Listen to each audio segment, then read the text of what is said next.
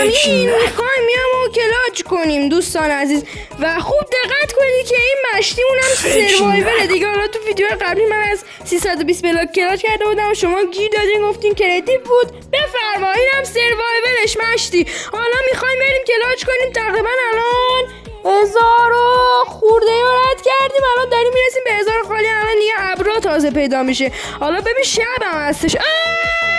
ابرو دارم نزدیک میشم. کمک اگه تونستم باید استراک کنی فهمیدی؟ من تونستم.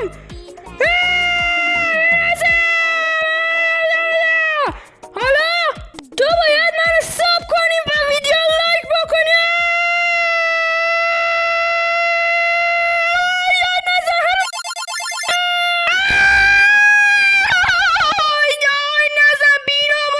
من که مردم ولی تو ساب کن مشتی.